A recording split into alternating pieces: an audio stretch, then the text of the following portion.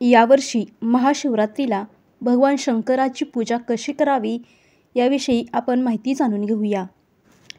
यावर्षी महाशिवरात्री ही 26 फेब्रुवारीला साजरी केली जाणार आहे। त्यामुळे जलाभिषेक हा आपल्याला बुधवार दिनांक 26 फेब्रुवारीला घालायचा आहे।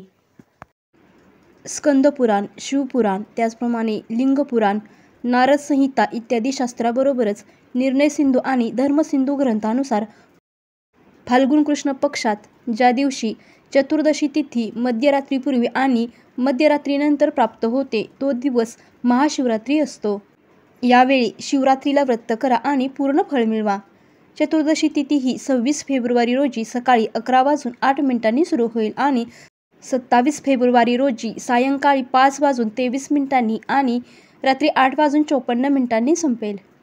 म्हणूनच 26 फेब्रुवारीला महाशिवरात्री आहे, जी सर्वोत्तम शास्त्रानुसार सर्व शुभ फळ देते। या दिवशी जलाभिषेकासह दूध, रुद्राभिषेक आणि पूजा केल्यास सर्व भाविकांचे अत्यंत शुभ फळ आणि कल्याण होईल। या दिवशी प्रदोष काळातही पूजा अवश्य करावी।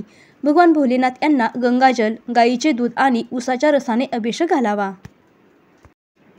पूजेमध्ये बेलपत्र, भांग, धोत्रा व फुले, त्याचप्रमाणे शमीची फुले, पाने, कण्हेरीची फुले, पांढरी मिठाई इत्यादीसह पूजेत अक्षदा, तीळ असलेली निळी, पांढरी व पिवळी फुले आणि दुर्वा भगवान भोलेनाथांना अत्यंत प्रिय आहेत, म्हणून त्यांना अर्पण करावीत। ज्या व्यक्तीच्या कुंडलीत कालसर्पदोष किंवा राहूची नकारात्मक स्थिती असेल त्याने महाशिवरात्रीला चांदी किंवा तांब्याची नाग-नागिनीची जोडी अर्पण करावी आणि रुद्राभिषेकही करावा।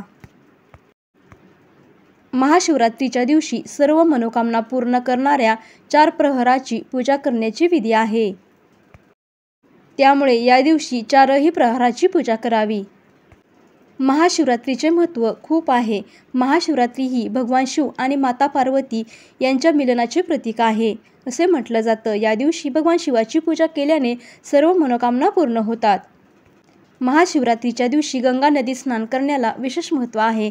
गंगा नदीत स्नान केल्याने सर्व पापांचा नाश होतो आणि मोक्ष मिळतो अशी मान्यता आहे। ओम नमः शिवाय।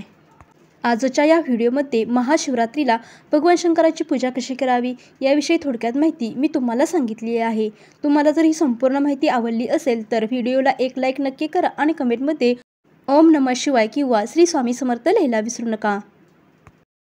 व्हिडिओ आवडला असेल तर व्हिडिओला लाईक करा, शेअर करा आणि चॅनेलला सबस्क्राईब करा। धन्यवाद।